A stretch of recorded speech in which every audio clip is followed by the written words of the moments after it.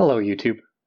I'm finally getting around to doing part 2 of what I always intended to be a series, which is responses to the Twitter account called Feminism Matters.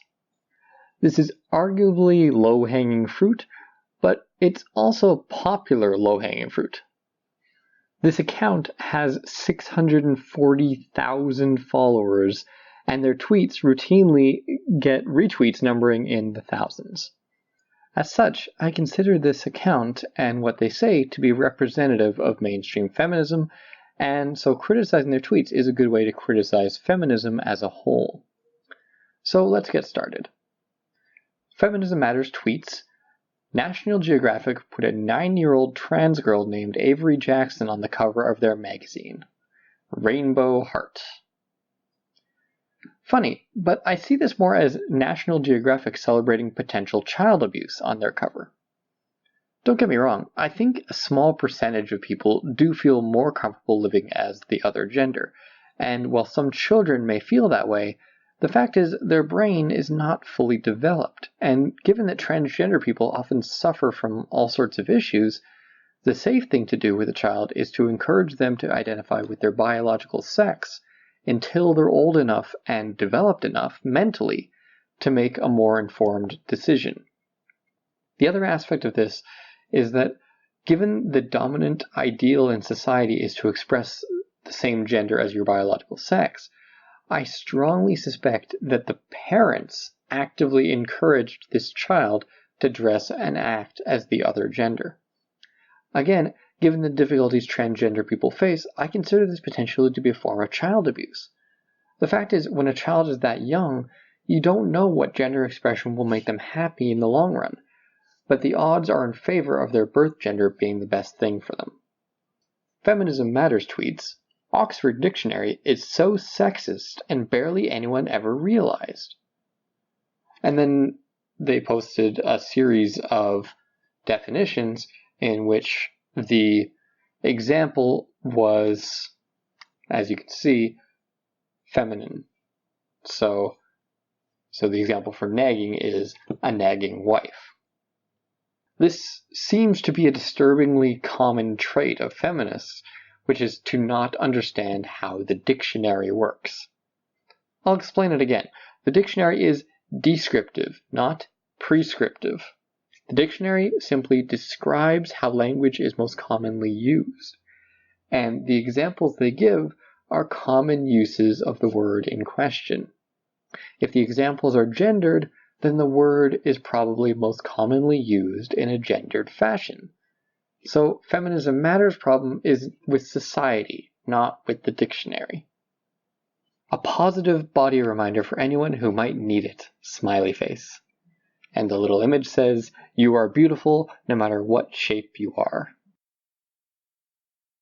This kind of false self-esteem building is harmful because it builds up self-esteem in a way that is not supported by reality. Whether you want to accept it or not, standards of beauty do exist. They vary, of course, from person to person, but if you ask 100 people if you're beautiful and 90 say no, then you're not beautiful. So to suggest otherwise is to rob the word beautiful of any and all meaning. If you want to build up people's self-esteem, focus on ways they could improve their appearance, their personality, or their attitude in a way that's not based on self-deception. And if you want to try to argue that people shouldn't care what other people think about things like appearance, fine. Then advise people to aspire to their own standards of beauty. But know that life will be easier for them if those standards match most people's standards. Feminism Matters retweets, some female squid wear fake testicles to avoid the advancements of male squids. These female salamanders are mating, skipping sex entirely and just stealing DNA from males. Female shark eats male shark after he bumps into her in Seoul Aquarium. You're doing amazing, sweetie. What kind of message is this? I mean, I get it's a joke, but it's sending the message that women should aspire to not have anything to do with men, and possibly even to be violent towards them. In what universe can a movement claim to be in favor of equality between the sexes, yet promote an ideal of one sex avoiding all contact with the other? And how is this not just an anti-male joke, plain and simple? Feminism Matters tweets, "Let black men be feminine. Let them be perceived as gentle. Let them be perceived for who they are and not who you expect them to be." I totally agree with this one. If black men genuinely want to be feminine and gentle, they should be allowed to do that, without anyone shaming them too. My one issue is that I'm willing to bet that I will never see this Twitter account saying, "Let black men be aggressive, let them be masculine, let them enjoy sports and violent games and movies, let them be perceived for who they are and not who you expect them to be." You'll never see that, because when mainstream feminists talk about helping men, it's almost invariably in the context of allowing them to show their feminine side, or encouraging them to act more like women. They talk about wanting people to be free to be who they really are, but a man who wants to do traditional masculine things because that's who he really is, he's excluded from that. Feminism Matters tweets, "Iconic."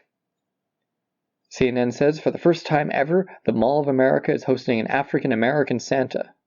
In response to this, a Republican peasant writes, "Why? Let's have a white male represent Martin Luther King. See how the blacks blow up in rage. Disgusting." Chris Gillen responds, "Andy, let me guess, you're totally against safe spaces." Republican peasant replies, "Safe spaces are for little boys and girls who can't handle the real world." Chris Gillen responds, "Almost like someone who can't handle seeing a black version of a fictional character?" First off, I think Feminism Matters meant to write ironic, but I can't be entirely sure. Second, I think this is meant to be a gotcha, but it fails spectacularly. Republican Peasant is pointing out an example of hypocrisy. He's pointing out that this is an example of how it's okay when we do it, but it's not okay when you do it. He's not expressing an inability to handle seeing a black version of a fictional character, and he's certainly not demanding that his feelings not be hurt and that he be given a place where nobody will hurt his feelings. He's not asking for a safe space. So either Feminism Matters and Chris Gillen don't know what people like myself mean when they talk about safe spaces, or they're just really, really dense. Actually, what I suspect is happening here is a crippling bias that causes them to see what they want to see, and they really want to see this is an example of someone being schooled. Well, that's enough for this video. I hope you enjoyed these examples of modern mainstream feminism. Jeez. Stay tuned for part 3, which, if my current rate holds up, should be out sometime around June. So until then, I'm Positive Improvement, and I wish you all the best.